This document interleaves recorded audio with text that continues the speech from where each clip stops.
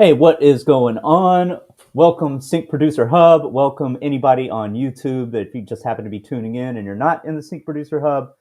This is the very first Sync Producer Spotlight. And the whole idea behind this show is that we interview somebody from the Sync Producer Hub to find out their story. Because, as you know, if you're a member, we're just basically screenshot pictures and text, right? And we're always writing each other, we're always helping each other, giving each other resources, killing it in the sync game by helping each other. But we don't actually know each other that well because we never get to hear your story, how you got into music, any of that type of stuff, right? So I thought this would be a great opportunity for us to interview and meet somebody from the hub who's doing something with their sync career, who is killing it in music in general. So today, our very first guest is going to be Nate Michelic. And if I mispronounce your last name, Nate, I apologize. But let me go ahead and bring you on. How do you pronounce your last name? Let's start with that question. It is Michalic, so silent C. It's okay, man. I've had it my whole life. I was way off. Mahalik. Okay, all right. What nationality is that last name from? That is Czech. Czech. Okay. Yes. All right. Cool. All right. So let's start off. Where are you from? So I am from Chicago, currently based like just outside in the west suburbs. Born and raised. Been here my whole life. All right. I thought you were going to break out into the Fresh Prince song there for a minute. Oh yeah, right. All right, that's I'm cool. not That's that cool. cool. All right. So tell us about your musical history. Like, what got you into music, your journey, everything. Just start from the beginning. Yeah, man. So I mean, kind of like anybody in music at like a really young age, you just kind of you connect with it. You feel good about it. There's something about it that resonates with you. When I was probably, I think around fourth grade or so, 9 years old, something around that time frame, I picked up the trombone, which is crazy for a primary instrument, and to get into music. But I always wanted to play the piano, never could, didn't have one, didn't have access to one. So at the time I got into the trombone, that's what band needed at school. So I started doing that. Um, and for some reason like it just kind of stuck, and I started in concert band, loved it, um got good at it, I guess, or was like naturally inclined, however you want to say it. And then uh just kind of went into jazz bands. So the public school that I went to had a program for like jazz band early in the morning, and fell in love with jazz. I thought it was probably one of the coolest things I had ever heard, because at that point in my life, I had never heard jazz. It was mostly Yeah. classical, pop, all that kind of stuff. But definitely got into jazz. Started listening to like some of the legends, like Basie and Miles, and um, it just kind of went from there, to be honest. So jazz kind of kicked it off, and then that kind of brought me through my entire career of education. In high school, was in all the top bands, on top ensembles, things like that, and went to college. So I went to school for music business at Elmhurst College, now Elmhurst University. But I got to play in the top jazz band with Doug Beach is the director. I'm not sure if you're familiar with him or not, but got to play with a lot of jazz greats. My most notable from that was probably Nina Simone's daughter. I got to play a live show with her, and that was incredible. I've played with Bobby Shue. I've played with a whole bunch, and I just I fell in love with it, stuck with it. Um, as a little kid, my parents were kind of like, "You have to stick with it," and I was like, "I want to quit. I want to quit," but Hmm. uh, I'm glad I didn't, and just kind of started from there. And from there, I got into production. Once I got into production, that's where I really started to like hit the ground and be like, this is it. I wanted to tour and play for jazz and be a kind of like a studio musician, kind of things like that. And you know, that was great and all, but after I found a mixing board and I started playing with microphones, that's when it all started to like really change and really click for me. Got into live sound, and like the rest is history, really. I mean, to kind of get, do you want me to go further into that and I can just keep going or? I have about 14 questions that have already popped into my head. All right, well, go ahead. I'll stop there. I'll stop there. No, that's amazing. Well, first I want to say what's up. Clint is in the chat. We got Michael What up, Connor Clint? Music. We got Rich Rosen. So welcome. What's up, It's guys? it's so number one. Okay, there's two questions I want to ask. I'm gonna start with this one. Yeah, Playing trombone as in primary, as your primary instrument when you were a young kid. yeah.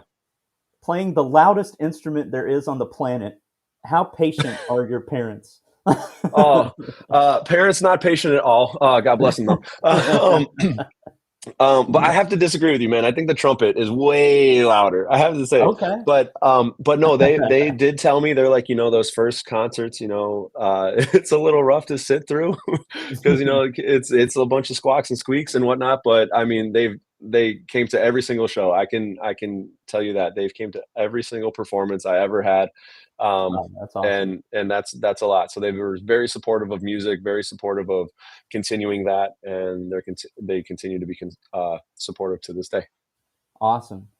Next question. It seems like with your story, Yeah. up and with everything, you are one of the biggest candidates I've ever seen to kill it in sync licensing because you have the music business degree. Mhm. Um, you told me about where you work before we started this interview, and we'll get into that as well.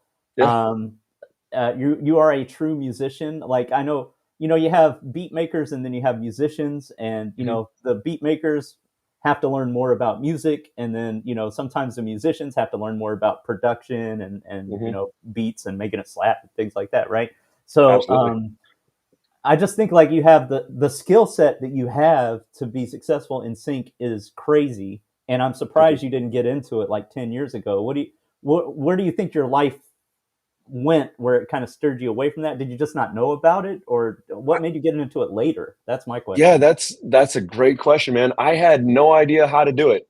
I had no idea how to get my music on TV. I had no idea how, like, who to contact, what you do. I had no idea. That was basically it. I mean, long story short, I wanted to play music. That's always been the goal. And I mean, I went to school for music business, right? And I have a degree in that, but they only teach you so much of like this is what licensing is, this is a couple agencies, PROs, all that stuff. Like they teach you that, but they don't tell you like, okay, this is the person you need to contact and this is what you're going to do to be successful in that career necessarily. Yeah. um and I had no idea. I really had no idea. I knew I dated a girl whose sister's boyfriend um, had one song, I think, on a TV show, um, and I was like, "How do you do that? How do you do that?" And they're like, "Well, we broke up, so I don't know. I won't ask him for you though either." So, so it kind of was like, "Oh, okay, cool." But yeah, so I had no idea, man, and I kind of got turned on to it after I think I just signed up for like I saw one of Clint's, one of his YouTubes or something. And I was like, okay, this is it. I have to figure out. I dragged my feet for a couple months on top of it too, and I was like, maybe I'll get into it. How do I do it? How do I do it? So brought me to the hub, and in the short time that I've been in the hub and been a part of this community, I've found like this was the quickest path to success in this, as it is. Um, my music on top of it, I typically have worked with artists, independent artists, and do music for them. And a lot of the time, I'd get tons of feedback that says, "Your music would sound really good on TV. Like, why don't you do that?" Or like, "Hey, have you ever put your music on TV? I haven't heard it on TV, but this is great."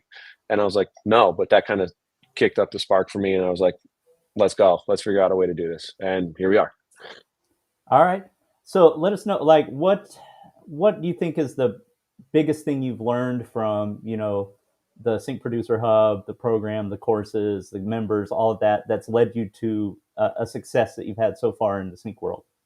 Oh man, I first of all, the stuff I have learned in this community is it's all gold. They're all gems. It's a it's like like an ocean full of knowledge.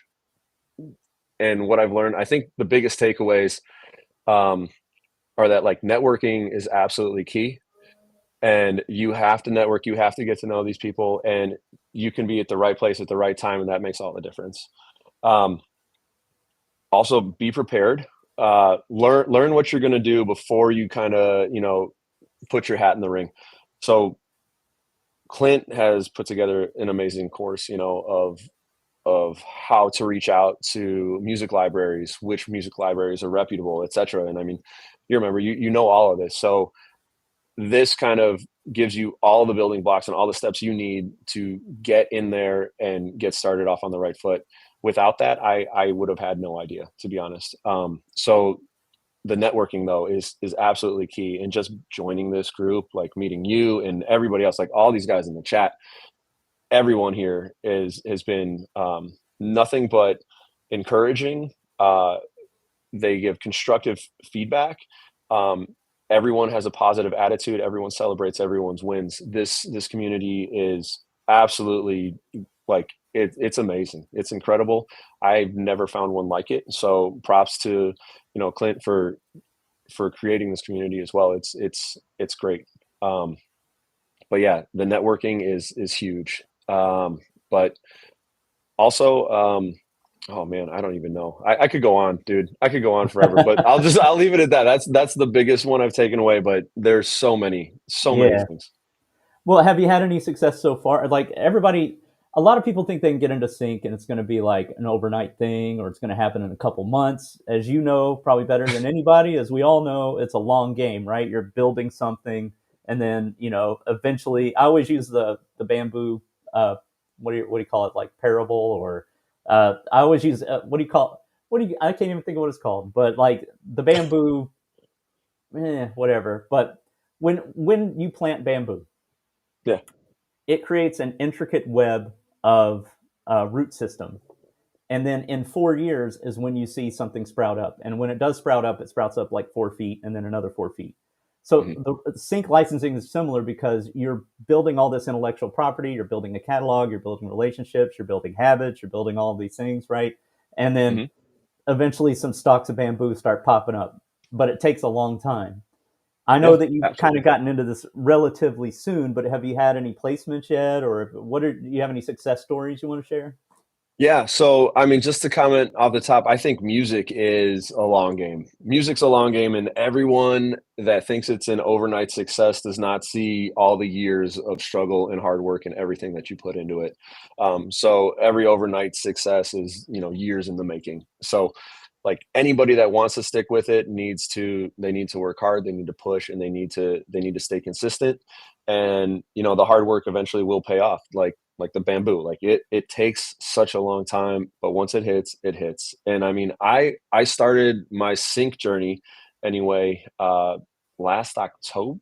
No, it's been less than a year. I'll give you that. So it's Okay. been less than a year. In that time, I've been accepted into one library, um, and within that library, I am now a part of at least two different projects.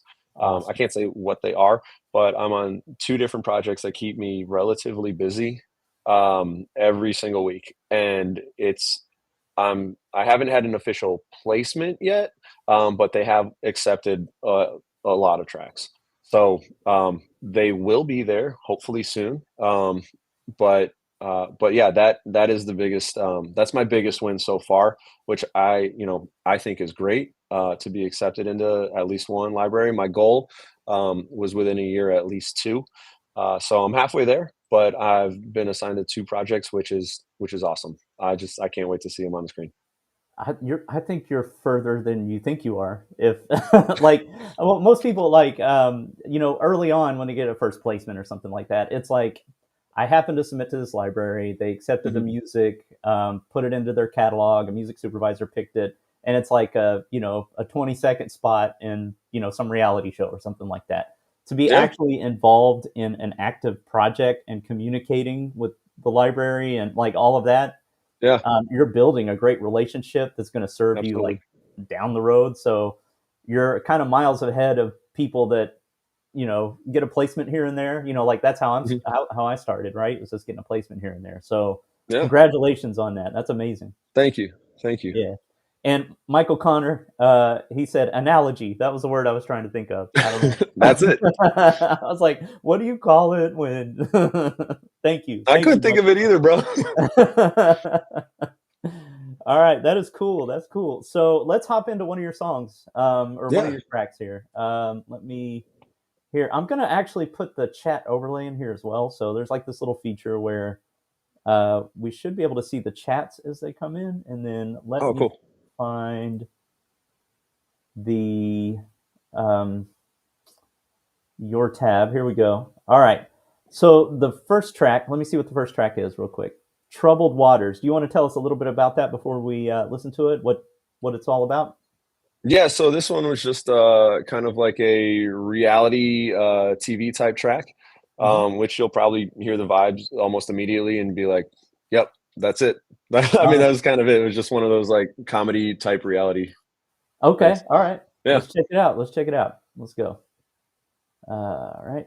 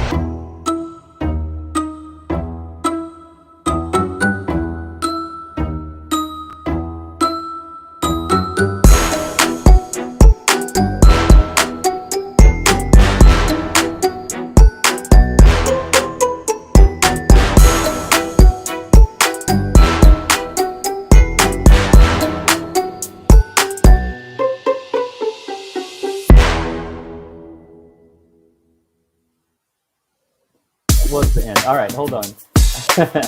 I was watching the wave file and it looked like that wasn't the end. So hold on one second. I'm going to queue up the next one. All right. All right. All right. Let me pull this off real quick and stop sharing. If I can find it, here we go. I'm new to this platform, so bear with me. Here we go. All right, we are back. We're back. That was dope.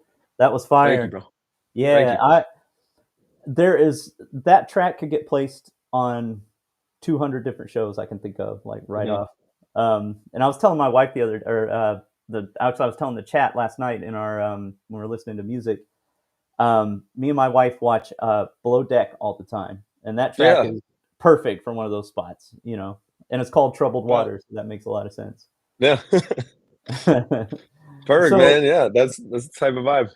yeah, so when you sit down to create, a Yeah. lot of like I think a lot of mistake that some newer producers make, or somebody that's trying to get into sync, is they want to make what I don't know.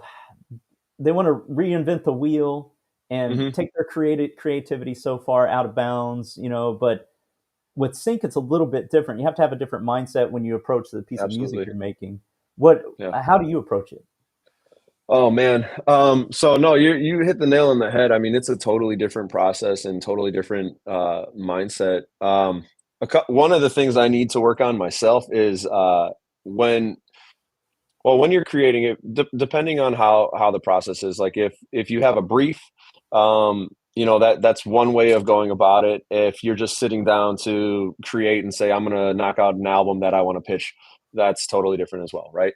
Mhm. So briefs, I need to get better at interpreting those. Just that's like something I'm trying to work on myself. I think I take them too literally, like too literally.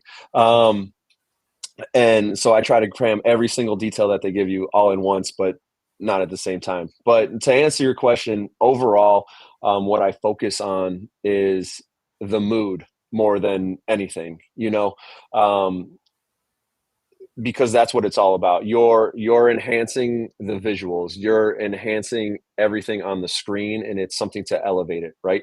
So if you don't focus on the mood of the track, so like that Troubled Waters one, like it's sneaky, it's kind of like comedic at the same time, Mhm. and that would be like for some shenanigans, like on something like a reality TV show that, that fits perfectly. And if you don't have the mood though captured in it, like you could, like if you can't make it sound sneaky, or you can't make it sound like suspicious, or you can't make it sound scary, what's the point?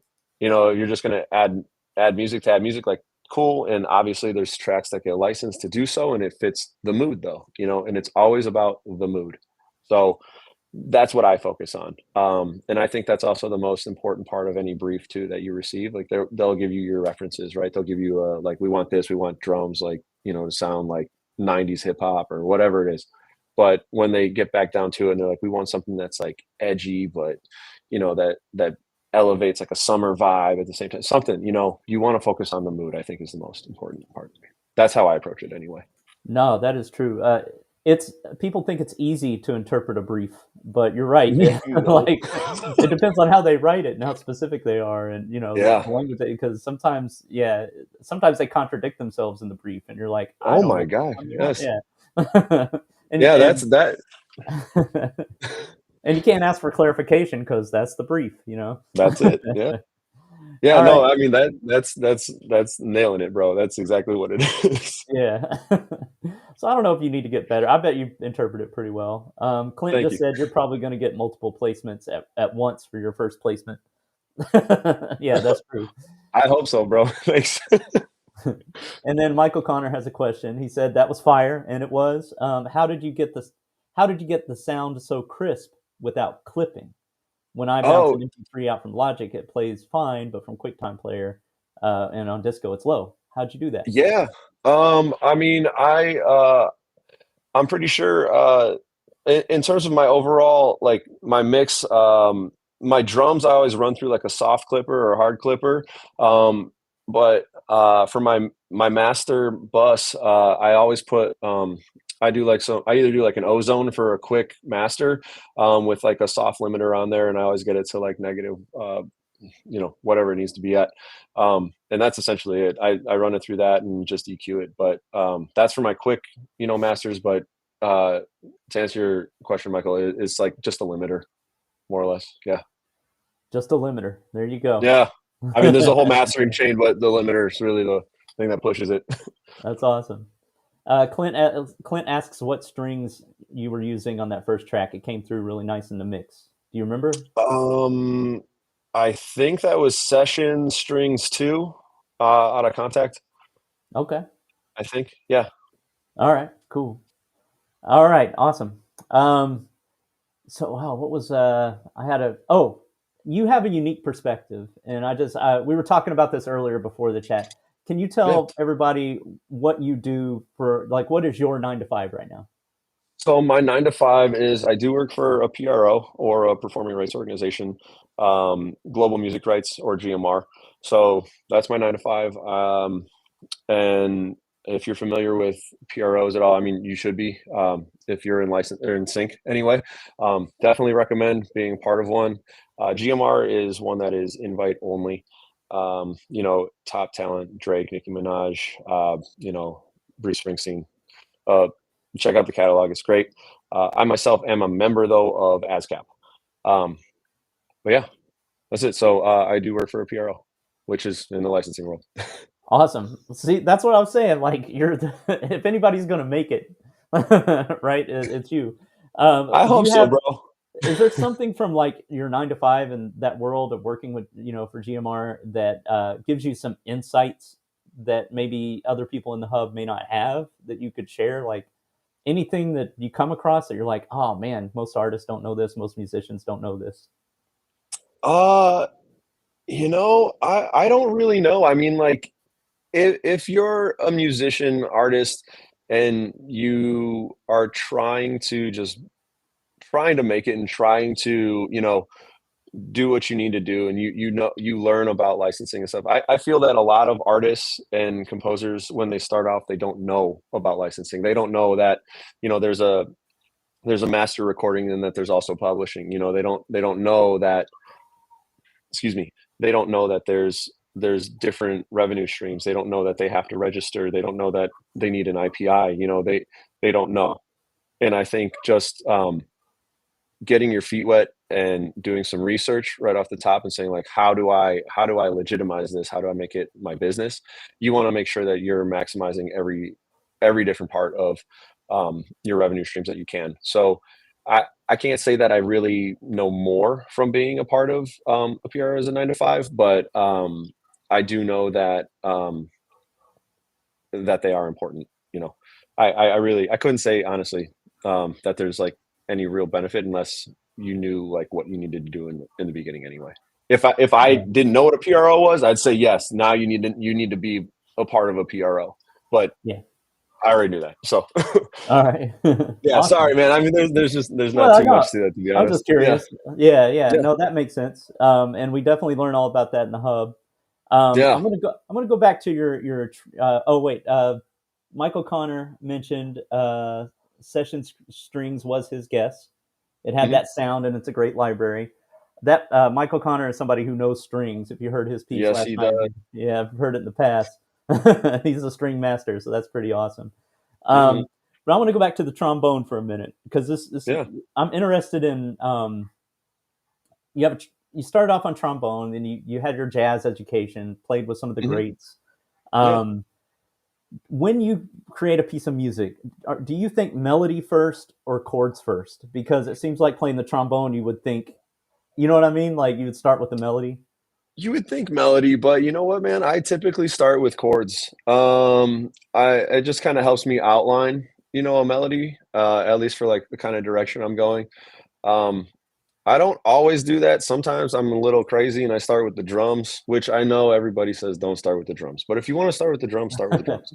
Yeah. So I just feel like that sometimes elevates your creativity if you start it a different way. But yeah, I definitely start with the chords, try to get that kind of vibe, and then I play a melody on top of it. I use a MIDI keyboard, Mhm. so that just kind of helps, in terms of outlining or the creation process. Okay. So you Yeah. finally got that piano you couldn't afford when you were little. Yeah, man. I mean, and it is little, man. It is like it's tiny. Oh yeah. I That's have a what I mini got. lab. Looks just like that, Nice. pretty much. Yeah, Yeah.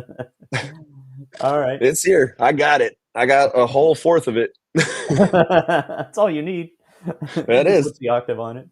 All right. I mean, a lot of people say, yeah. I've never actually heard somebody say, "Don't start with the drums," Mm, because like my background is more in hip hop and R&B and that type of stuff. So starting yeah, with drums is kind of how everybody does it. So I think it's just your creative process. Whatever yeah. sparks that creativity, just go with it. Hmm. Oh, I Emil agree. Chin is here with a question. Usually, how long does it take from a submission of a song to a song placement? Would it take? This is a person that's new to the sync field, Emil. Um, so how we were talking about that earlier. How long does it take? Dude, I mean, it ranges. I mean, you're the one that actually has like full on placements, so you'd be better to answer the question, to be honest. But like, at least from my experience, man, sometimes like they accept it and it's good to go. Sometimes it's weeks, months, and you just never know. You never know. I mean, and but you've had actual placements like finalized. So like, Yeah. how long does that take? Well, it depends on a lot of things, right? For me, it was like about 9 months, but it's Nice. it's different for everybody Mhm. because first of all, the quality has to be there, the formatting has to be there. You have to hit the right library when they're on the right project, and they need that piece of music, right? Like all of Mhm. these things have to come together for it to happen. Some people, I'm sure, it could happen as and if they're already incredible producers and they have it down, could happen sooner. But if you have to take that time to like build your skills, build your, learn how to format, learn how to mix, learn, all of that, then you got to get all of that down first before you even start pitching. So Mhm. it depends, right? I know Clint's got a program, where it's for 3 months they just do an intensive workshop, meet every week, talk all week long, and try to get that first placement within, by the end of all of that. If you can actually get a placement in 3 months, that's crazy. That means you Mhm. you put in a lot of work and you know what you're doing, and it's a long game. So Emile, or I think it's Emil, EIM. ILI. Yeah, no worries. It's about that long, but you have to have all of those skills and things in place first before you get the placement. All right. Absolutely. I didn't mean to answer questions here. I was more more to you. Hey man, I'll leave it to the expert, bro. All right, cool. So let's go ahead and hop into your next one here. Yeah, of course. So this one is with Wavy Baby, Champion Energy. What do you want to tell us about that Yes. one? So yeah, first off, Wavy Baby is a incredible. She's a platinum songwriter and she's an incredible artist. Um, she she's great. She's got a lot going on. She's got a lot of potential, and I wouldn't be surprised if you hear like about big things from her in the near future. But with this, like she's a great collaboration partner, great writer. Like I said, she's a platinum writer, credited writer, so she's obviously got it going on. And this particular track we did for like a sports brief, and yeah, we knocked this out like maybe in a day or two. So it was quick, but we got it together, and it's cool. Before we even hop into the song, how did you meet Wavy? Instagram, man. Yeah. Like I drag my feet on social media in terms of music creation and whatnot. I don't know. I slept on it, and that was a huge mistake on my part.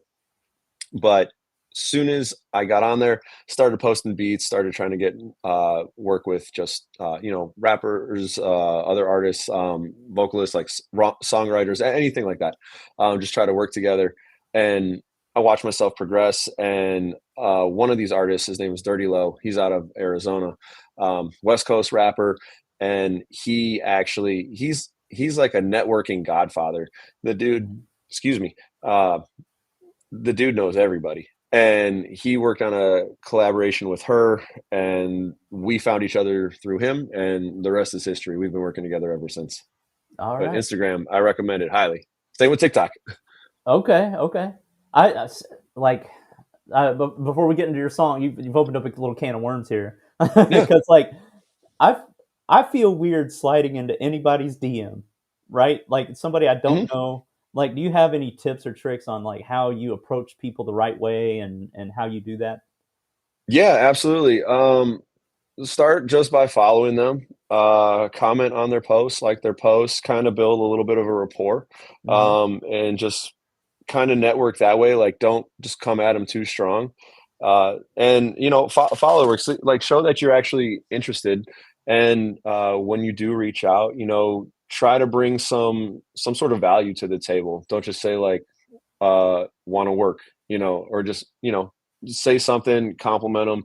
Uh, you know show that you know something about their work, and then show what you can bring to the table. So bring some sort of value, whether, I mean, that's number of followers, which here nor there, there's a mixed opinions on that. But like, if you have how many monthly listeners, how many streams, like who do you know, what are your credits, things like that. I mean, and if you don't have a whole lot under your belt, um, just like ask if they're willing to work, and then see, if they charge. A lot of people assume that just because you're another musician, you're going to work for free, and that's not always the case. Sometimes, I don't want to say like pay to play, but like you should pay. Sometimes you have to pay for work credits due, and they're going to work with you like that. So, and Okay. sometimes that just opens up a whole on relationship, and music is still a business at the end of the day at some point. Not always, but if you're trying to make it a career, it is a business. So that's Absolutely. just my advice. All right, cool. Thanks. Well, let's hop into it. Let's check it out. Yeah. I'm going to share the screen real quick. Oh, real quick. Michael Connor or Clint popped in. He said, I was definitely weird earlier this week and started with the drums first. So Hey, people let's start with the go. drums first. There you go. There we Michael Connor go. says, I think drums first can help with melody syncopation. I may be biased as drums was my first instrument. Well, there you go. All right. Well, that Hey, makes no, I sense. agree.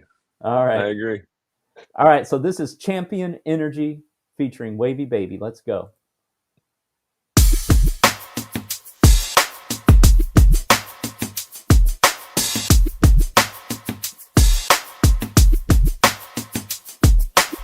Champion energy, you know the synergy. You know a loss to me is a distant memory. Gotta be fly with them wings, get on the winning team. Champion energy, champion energy. You know the synergy, you know a loss to me is a distant memory. Gotta be fly with them wings, get on the winning team. Champion energy, champion.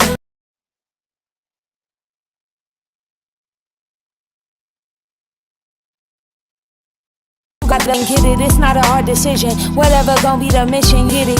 I've been winning in real life, not the internet, no. The greatest of all time, they calling me the GOAT. They want me to fail, it's a big chance that I won't. They betting that I lose, I'm betting that I don't. Ain't no clock out, ain't no time off. You gotta show up, you gotta pop out.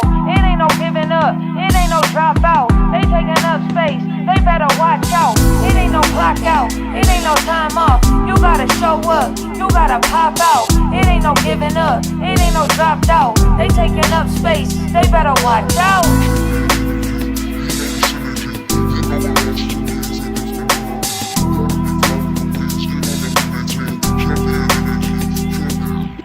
Champion energy, you know the synergy. You know a loss to me is a distant memory. Gotta be fly with them wings, get on the winning team. Champion energy, champion energy. You know the synergy, you know a loss to me is a distant memory. Gotta be fly with them wings, get on the winning team. Champion energy, champion. You gotta pull up and showboat it, just don't blow it. Notice, you are the boss, you gotta know it, control it. The moment yours, you gotta seize it and own it. The moment yours, you gotta seize it and look yourself in the mirror and tell yourself you the one. You gotta trust who you are so you become who you want. Always shoot for the stars and shine bright like the sun. How could you be the two? You always been the one. Ain't no clock out, ain't no time off. You gotta show up, you gotta pop out. It ain't no giving up, it ain't no dropped out. They taking up space, they better watch out. Champion energy, you know the synergy. You know a loss to me is a distant memory.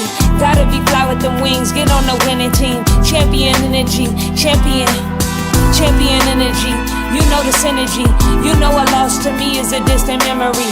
Gotta be fly with them wings, get on the winning team. Champion energy, champion. Oh yeah. Yeah, that was fire. There's fires in the chat. Thank you, guys. Thank you. Yeah, that was dope. Appreciate it. For that song, was that just an artist song that you did, or was it? Did you have a TV scene in mind, or an emotion in mind, or anything like that when you created that? No, one? you know that was to a brief, and Okay.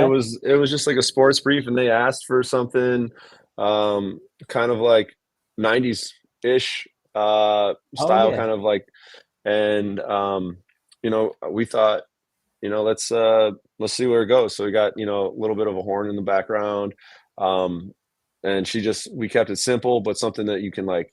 It's a catchy melody, and you'll remember it, you know, and that's what it was for. So that was all, but Okay. killed it, man. She killed it. Yeah, it kind of reminded me of like Diggable Planets. I don't know if you're old enough to know who that is. I do not. No, all right. Well, it was a trio. I think it was a trio from back in the day. 90s, kind of a jazzy 90s type vibe that they had. You know, back when we were doing knowledge rap. But anyway, Yeah. Check out Diggable Planets if you get a chance. Diggable Planets. I definitely will. They were mixing jazz and hip hop back in those days. So yeah, Oh, no, it's sure. really good. Yeah, I love that. I mean, there's a million scenes I can think of. You know, it's like you're winning, but you're still chill at the same time. So, you know what I mean? So there's a lot of placement opportunities for that. Oh, here we go. Michael Connor says, I can see a boxer out for a run through the streets like Creed running through the market in Philly. Headphones on, focus. Oh, yeah. There you go. Sure. Perfect. Yeah, okay. I told you. Yeah. All right. So what, you know, we're about 42 minutes in. These interviews are going to last about 45 minutes to an hour or so. So what is in the future for Nate? Oh man, I'm hoping a lot of great things. No, I mean, I hope to continue my sync journey, and working with artists and songwriters, you know, outside of sync, and then, you know, even within sync as well. But I'm just putting the work trying to get into more libraries, trying to get more placements, and trying to grow my network as well.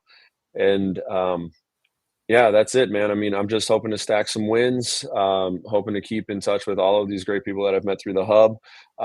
Going to Shades of Sync later this year, so hoping to meet a whole bunch of y'all in person, and maybe get some collabs on the book as well. So I'm just kind of building the bricks, you know what I mean, and taking the steps day by day, and stack up those wins eventually. So trying to hopefully that it's on the Money by Mail Club, you know what I mean? And, get some free time back and have some money for retirement.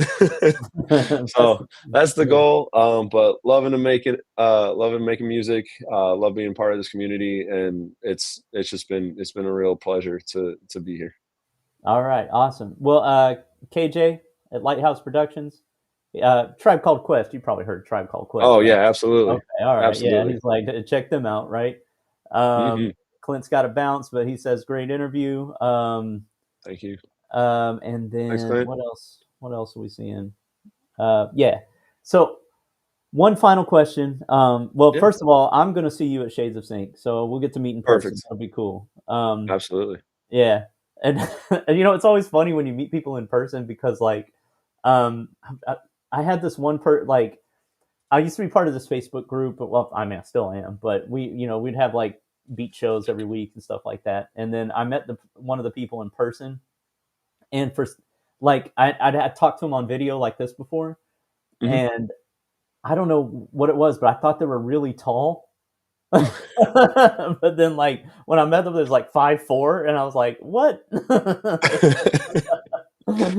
So we might be surprised by each other's height. I don't know, but anyway, it'll be nice. We'll find out.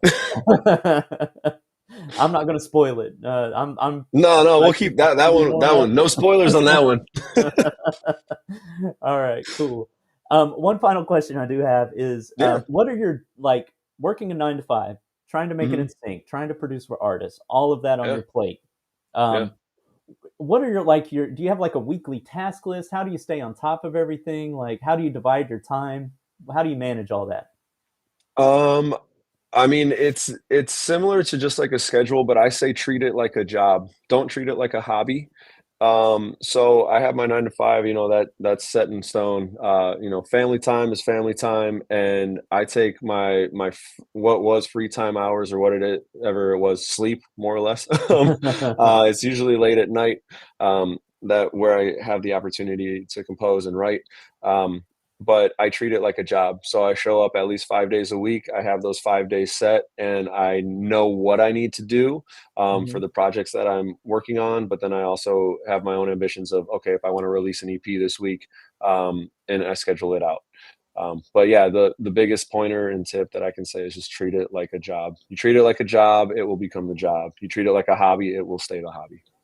Amen. That is some great advice to end on. That's awesome. Yes. Treat it like a job, because that's what it is. You're building your future, right? Absolutely. You're building property. You're building retirement, like you mentioned before. That's amazing. So I think most of the people that were in the chat are actually in the hub, which is great. I hope to see some of you there at the Shades of Sync as well in November 15th. For anybody that might be watching this in YouTube, either live or on the replay, and you're not in the Sync Producer Hub, if you just go to the description, it will have the link. So come join us. Come learn how to get successful in sync music. We have Clint. It's run by Anthony Clint Jr. He's got courses. He's got a roadmap shows you step by step how to get your music into TV and film. So if you just have music sitting on your hard drive, like, what are you doing? Right? Let's make some money from this. Right. Let's go ahead and use it. Yeah. So there's a link in the description. If you write the word sync in the comments, maybe you're watching this on the replay, anything like that, I'll send you the link directly, but it's right there in the description. Nate, thank you so much for your time. This has been incredible. It's been nice to meet you and learn your story, and we'll see you around in the hub. Absolutely, Jason. Thank you. It's been a pleasure. All right. Take care.